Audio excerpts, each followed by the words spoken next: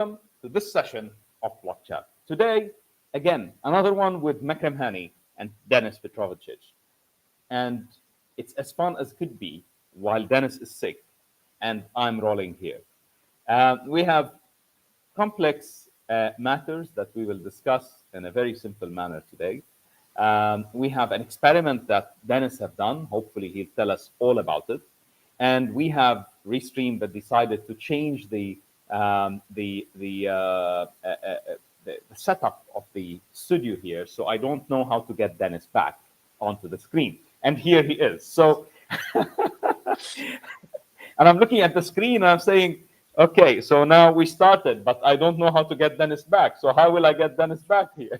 So, hi, Denis. I pulled myself on screen. Hey, Makram. How are you? Good. We have much to talk about this week. Obviously, you're sick, but you have strepsils, so it will work. Today, we are going to talk about a few of the interesting subjects that people have been waiting for. We have partnerships to talk about. We have a small experiment that you've done that we were just talking about that we will tell you about. And we have many other exciting stuff. So, Denis, where do you want to start? Maybe we can start with a partnership that was recently announced, maybe a couple weeks back. And here we're talking about a partnership with a company that I would say many in the space, especially in the RWA space, know of or maybe have heard of. It's Polytrade. And I'm quite excited about this partnership. We were discussing of how to make it happen and how basically Blocksquare would benefit from this partnership. Essentially, in a nutshell, Polytrade is kind of a billboard market listing various opportunities in RWA from tokenized gold to I would say other, I don't know, tokenized fiat. Obviously, it's something that's all across DeFi, but as well tokenized art. And when it comes to the subject of real estate, who can it be better as a partner than Blocksquare? I would assume. I'm sure they thought the same way, by the way. Well, we bring more than 130 properties we brought on chain. 139 actually. 139 and $129 million in 24 different countries today or jurisdictions today. So, yeah, I believe we've come quite a long way. Huh? Yeah, definitely. And the cool part is that, new property owners have been joining our DAO on a weekly basis. So I encourage anyone who owns property to come and tokenize with us. There's now, I think, 12 marketplace operators that we work with. And this partnership is essentially to help these marketplace operators be discovered. So what they can do through this partnership is bring the assets that they have tokenized and listed on their own marketplaces on Polytrade, so that can drive traffic towards their marketplaces.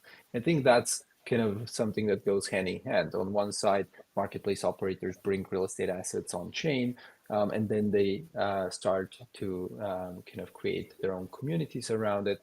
And on the other side, Polytrade needs as well supply to be able to address and market to a wider community of participants.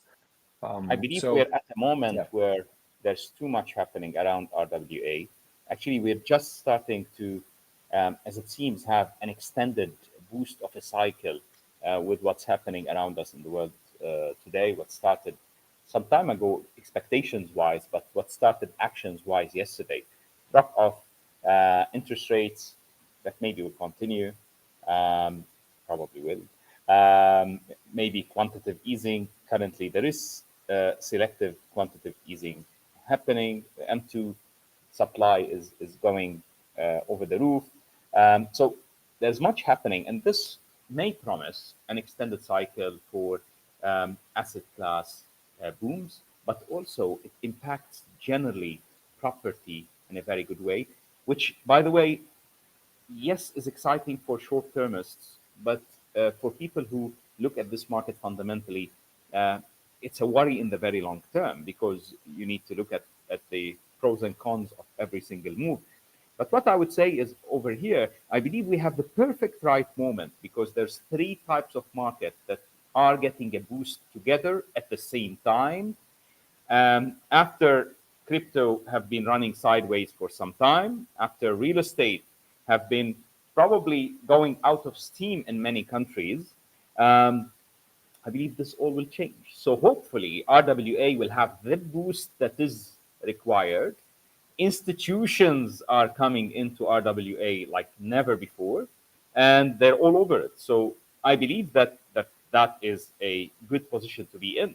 Having the partners we have, having the platform operating partners that we do have, having the Launchpad that is generating or that is supporting an amazing community that's supporting approximately a project in 48 hours, 36 hours generally. But within within every week or two, we're having another platform added, and this will all lead to much more activity, obviously, because there's many counter players at the same time entering the market and impacting the market and impacting the community. So I believe that the community that has been supporting all the players and supporting the whole ecosystem for some time, it's now your time to start really benefiting off that. And I believe it should show in everything starting from the fundamentals because I'm not as excited as some of you whenever a boost happens to anything that isn't fundamental. I am so excited, much more than any of you, when the boost starts with the fundamental. And I believe here we have a boost that starts with the fundamental. So it's the best that can be. Yeah, let's see how all this macroeconomic space can affect everything. But I think what we're doing is obviously depending on the larger economy, because it creates opportunities and for real estate tokenization. What I really like is kind of across the past half year and even before, we have consistently been adding new tokenized assets to our infrastructure. And the more marketplace operator joins our ecosystem, the more powerful this push becomes. The Launchpad, as you mentioned, is definitely helping out here. And currently we have one marketplace come to the Launchpad and be approved every 2-3 weeks or so. So maybe some months you might see two campaigns happening, and some months you might see one, or some months even three. Now currently we have a good pipeline. There's currently three projects in the evaluation phase with the governance board. So for people to understand the process, our sales team kind of spots which projects might be eligible for going on the Launchpad. Then usually I have a meeting one-on-one with the CEO of the marketplace or the company that wants to launch a marketplace. And then after that, there's a progress or a process where they submit a pitch. That pitch might be supported with a video presentation as well. KPIs are defined at that moment that they want to reach in a target of 12 months. And then all of that, once it's ready, it gets packaged and sent to the governance board for evaluation. If everything is in place and everything is fine, in a week time or so after the submission, the results get back, and then we are signing contracts with that company and preparing everything for the Launchpad campaign. Cool. So here you mentioned something about the involvement of the community. We talked about an experiment that you've personally done. Can you tell us more about it? Sure. So the experiment I've done, I started it a year ago. And basically what I wanted to understand is if I borrow $1,000 worth of stable coins on a decentralized lending protocol like Aave. I'll tell you why, I, because Denis, like many people I know, has ETH that he doesn't wanna let go of. Yeah. So here he tells you the rest of the story. That's why he's borrowing DAI. He's not getting DAI. By the way, I'm not saying that this should be done by anybody It's an watching us. experiment. Yeah. It's just an experiment. I just wanted to see what happens in a very passive way, achieve a result. So a year ago, I went on Aave and I collateralized some ETH and I borrowed $1,000 worth of DAI, so 1,000 DAI basically. And I used that to purchase property tokens on the Oceanpoint marketplace. And then I took those BSPT tokens, which I think I got 95 point something tokens from, I think, BSPT OCN 1. That's the token symbol of the property. And I staked it on Oceanpoint. And I staked it, and I think in 2 days' time, it's going to be a year. So the results are, I think, quite positive. I'm not going to yet share the actual results now. Maybe we do a dedicated block chat on another time. But it was quite interesting because, even in the market that is now, it was a good decision. Yeah. So there is an opportunity when something is starting. So just to conclude, the revenue boosting that Oceanpoint offers actually works. That's what I'm saying. It works even if I borrow the money and not bring my own right away.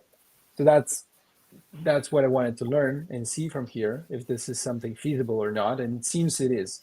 And I'm glad that I'm discovering this after a year, in a time where the price of BST, for instance, is much lower than it was a couple months ago, where maybe the results would have been enhanced, obviously much more than they are right now, but they still makes sense even in this market.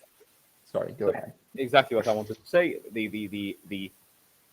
There is an opportunity when an ecosystem is starting, when an industry is starting, because players in the industry will have an approach of two, either to market and hype or to reward a community and in collaborators and people who are involved in the community. And here is what we've chosen to do. We've chose the smooth, soft, long haul way where people who get involved and engage are rewarded, and people who stake today and get the booster to the rewards, it works. So what Denis did, just to explain to everyone, even people who have never done it before, let's forget about the borrowing part. The borrowing part resembles to Denis that there is a cost of money. So money has a cost.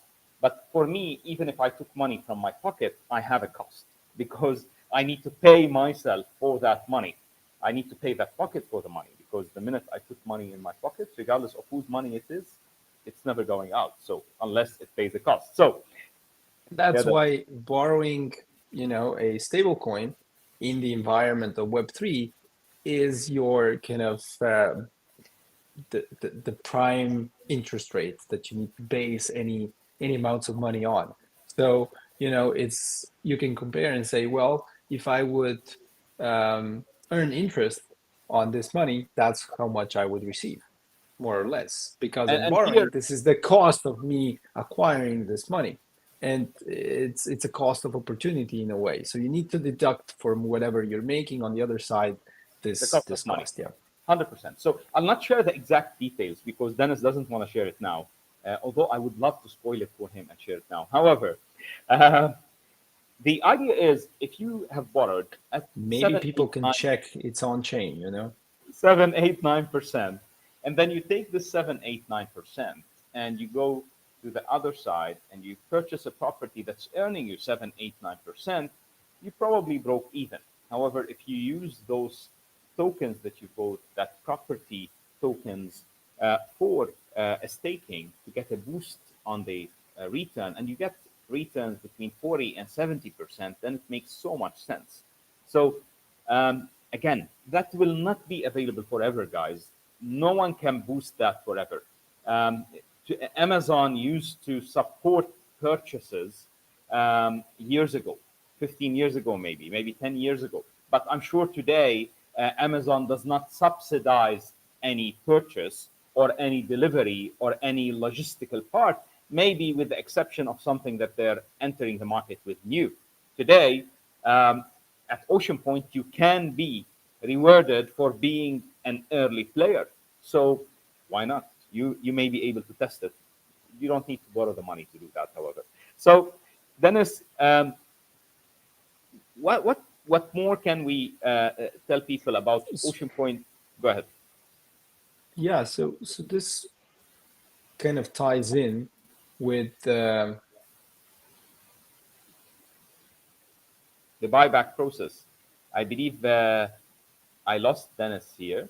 So I believe he wanted to talk about the buyback process that have taken place some time ago. So, and Dennis is back. So I will let him talk about it. Yeah. You want to I talk got about the buyback disconnected. process. So go ahead, please. Yeah, I just wanted to, sorry, I just got disconnected.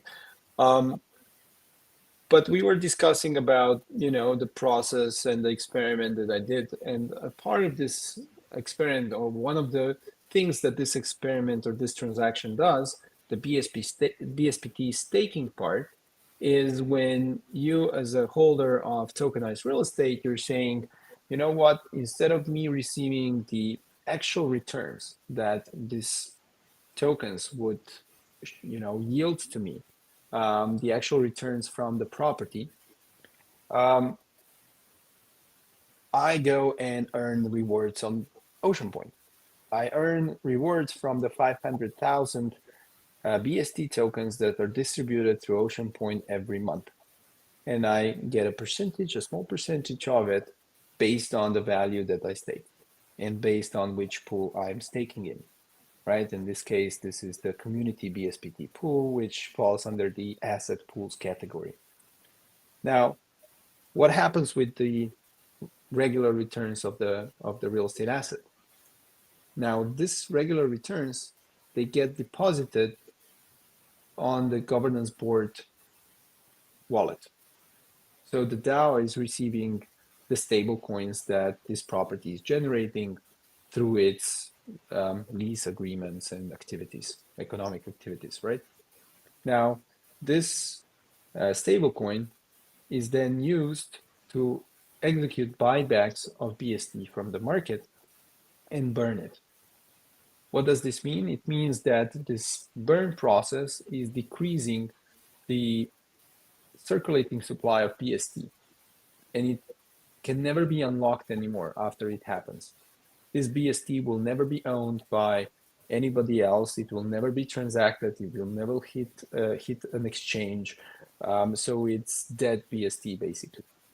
So now I think we have around 120 or 130,000 or so BST that is on this in this contract. It's a contract that anybody can look for through Etherscan. It's 0x0000, and at the end there's 4 letters that say dead, DEAD. And basically, you can always monitor that supply. So the supply of BST is always, the on-chain supply is always going to be, in the end, 100 million, but some of these you can deduct them basically, right? And this is just a small transaction that has been executed past month, but it's going to happen now on a regular basis. So this is just a something start, because you don't have exactly. still so much fees and so many fees there, because there's no many properties transacted. We're not transacting $100 million a month there. But if we are able to grow in that direction, this deflationary function becomes more and more powerful because the amounts that get accrued become more and more powerful. And this means that it creates scarcity. On the other side, we have the 500,000 BST being brought into circulation every month. So it's still inflationary. It's not going to stop it. right? This is a function that is there, going to be there until 2028. So, but by then, we hope that the ecosystem that's going to support the deflationary part of the kind of tokenomics of BST is going to have a bigger impact than the inflationary one. And once all the total supply is minted into circulation, there's no more BST. There's only the deflationary part happening. And that makes sense. At the end of the day, you will not have an unlimited supply of BST. The supply you have is the supply you have. However, the business will continue running way beyond that BST supply is done, and then you will have a much bigger impact, and you will have a compounding effect at that time that only grows with time. Now, all of this is us assuming or proposing that tokenized real estate will become the thing. Because today, RWAs are a thing, but we believe to become the thing. Now, what supports that? There's many elements that do support that. And today, you can look all around you and see elements that do support that. Today, you need asset classes that do cash flow. You need asset classes that are well diversified. With what's happening in the world today, I've read something a few weeks ago that says that if a recession comes over the coming few months, by the way, it seems that we unfortunately lost the opportunity for that recession.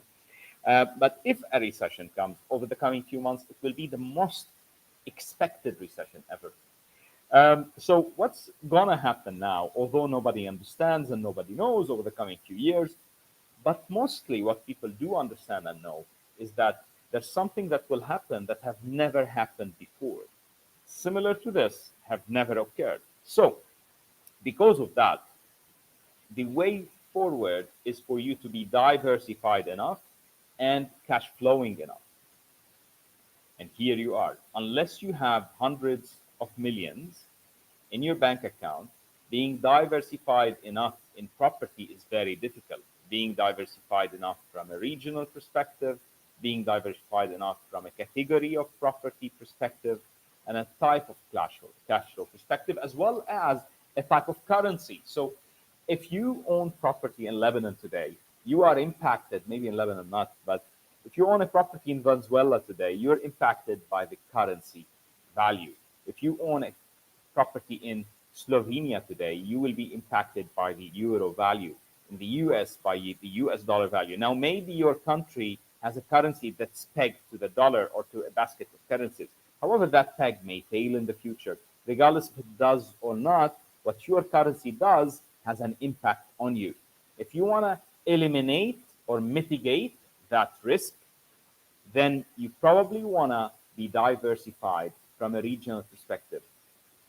And here, I'm sure you understand, it's very difficult for you to buy a building in Slovenia and another in Germany and another in New York and another in Texas and one in Dubai, one in Singapore, one in Japan. I'm sure you're not suggesting that, neither am I. So what you would be able to do is collaborate with others to be able to do such purchases, as well as if your system, if the system you run by, and if the processes you run by are solid enough, you'll be able to make that a solid enough investment. And to have that solid, you need the ownership secured in a solid way. Probably that's something like notarizing a tokenization attempt. And there's many more further attempts that are being done, or not attempts. There are many more structures that are being put in place that we will not talk about now, but hopefully you will hear about very soon, that feed directly into that.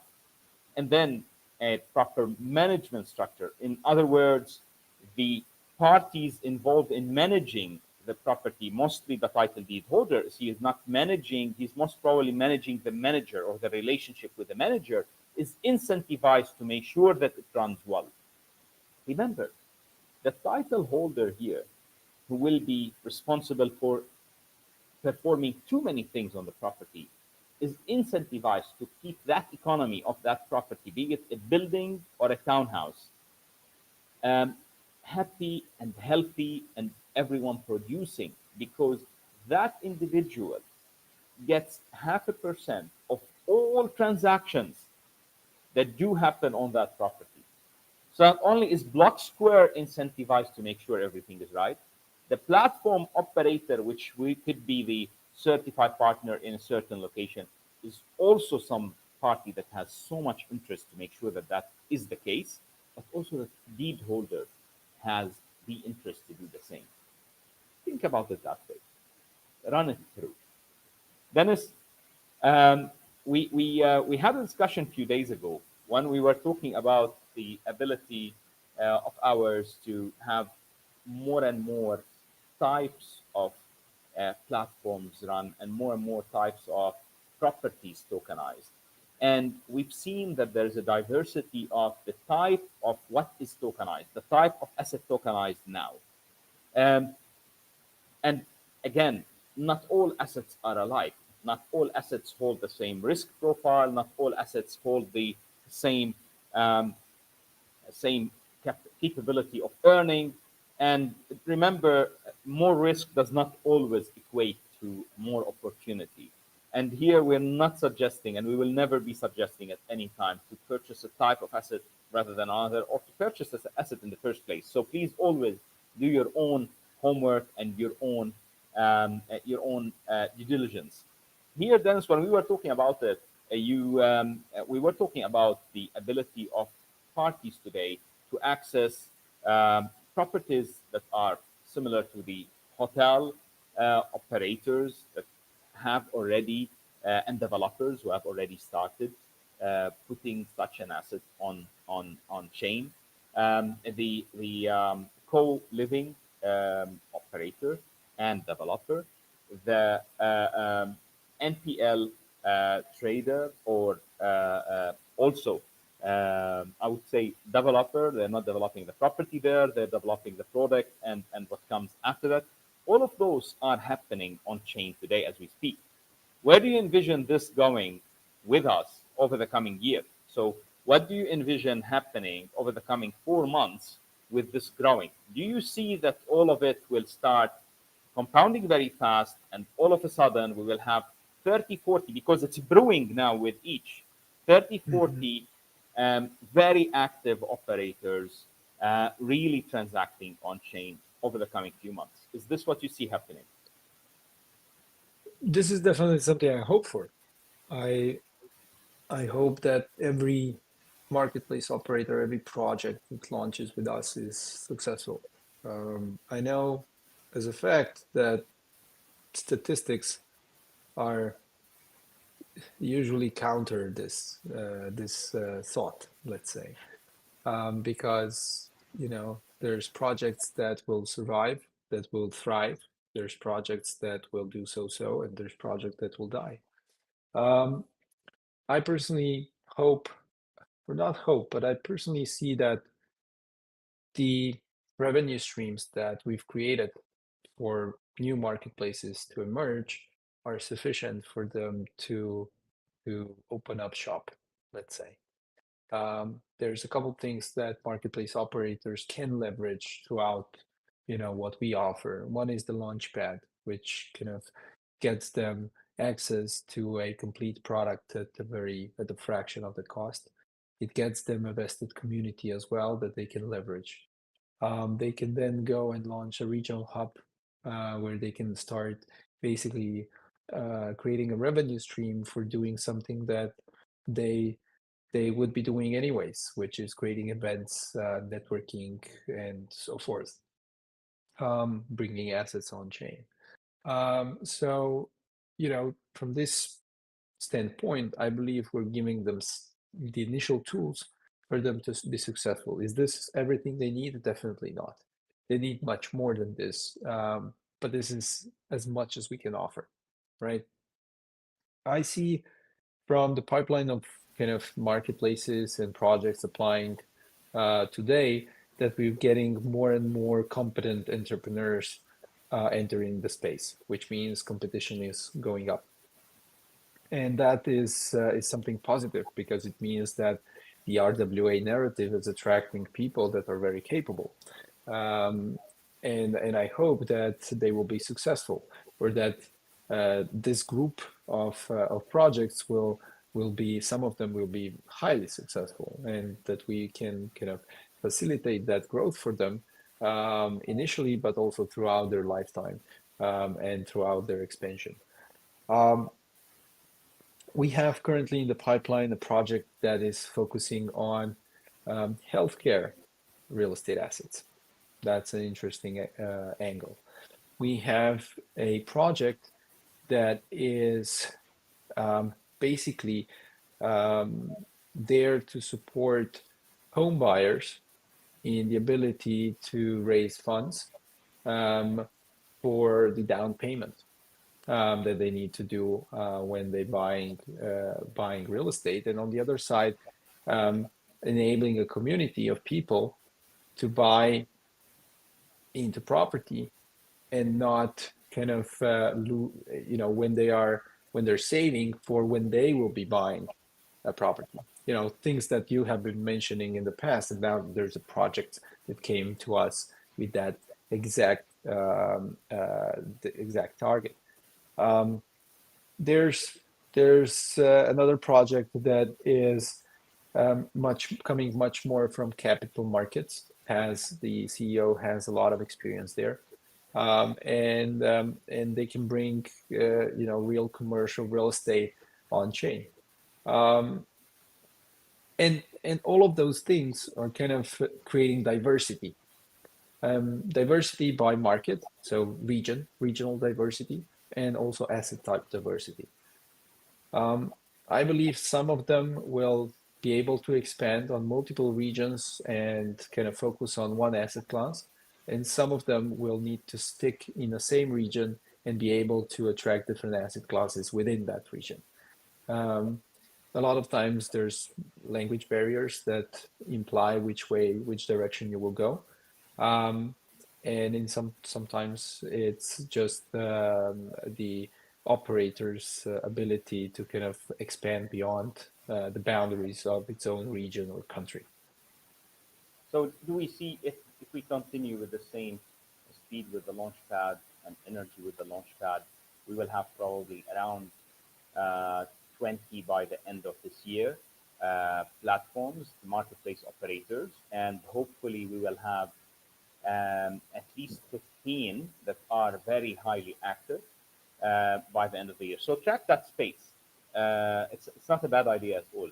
Here we would want talking activity to say hi to the team members who are representing Blocksquare today in Singapore, and Token 2049. Hello, how are you guys? They sent us hi yesterday, but you were having dinner when you did so. So you were trying to make us jealous as well as say hi. Yeah, and this is you guys. So here we have from my right, well, from there to here. So we have Mitch from our marketing team. We have Julia, who's our CMO. We have Ari, who is our main centralized exchanges listing coordinator advisor. And then we have Hassan, who is our coordinator for the ecosystem growth and partnerships. And they are having an amazing time in Singapore, as I hear. Lots going on, and I'm looking for the meeting when they come back. Enjoy, guys, and for everyone else, part of the community, watch the space. Today is the day. I say it every time, huh? Today is the day for you to watch the coming few months and the coming few years, but the coming few months, because there will be much coming up. And I believe you will see fundamental changes. So we've been building for so long now, and when you are building the base of the building, you take so much time to show progress because you're working underground.